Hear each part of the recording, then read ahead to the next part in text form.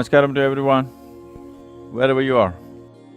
The unstructured nature of my mind naturally found succor in the ways of poetry because the nature of what was happening in my mind as a child, as a youth, could never find a logical, proper prose kind of expression because my mind was so unstructured and completely untrained or refused to be trained, whichever way you want to see it.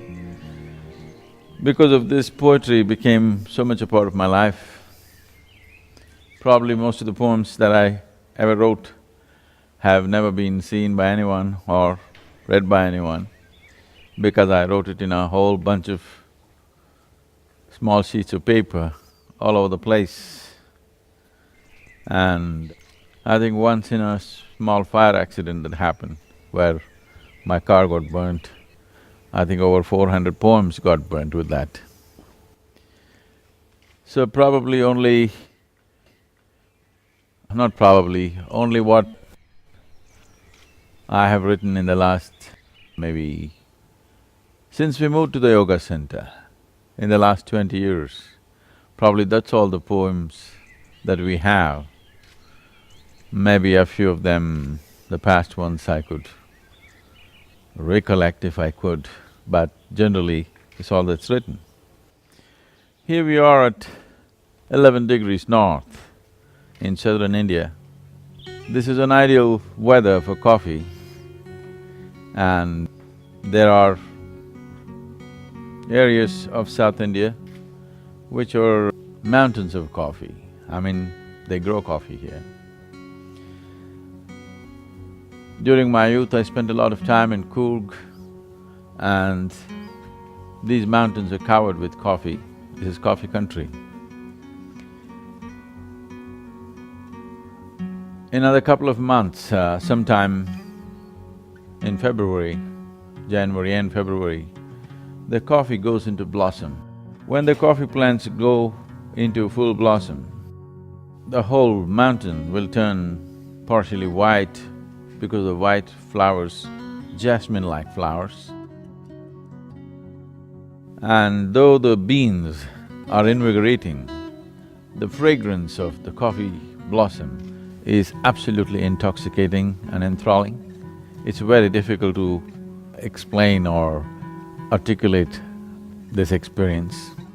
Many times I have felt it, and a few years ago, I took a few people who I wanted to know this and experience this. And being there in a coffee mountain or a coffee estate, as they're known, it was inevitable I had to pen something about coffee.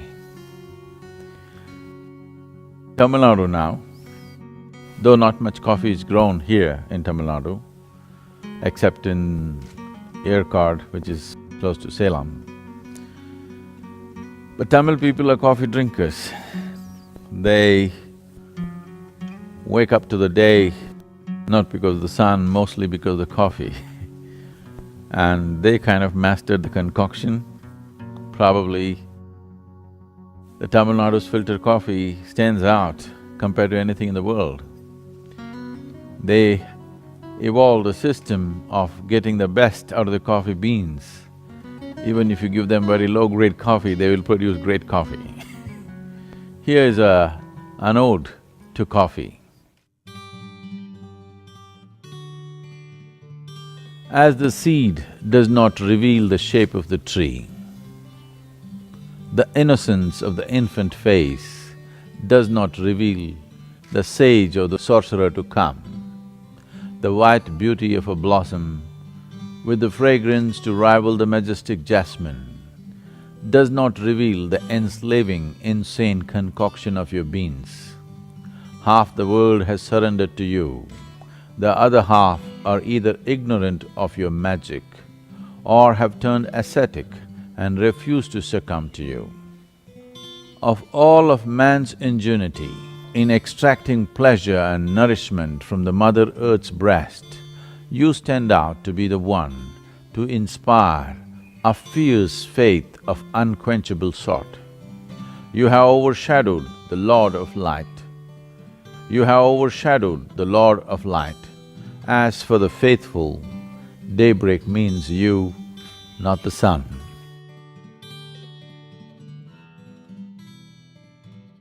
If the fragrance of coffee has woken you up,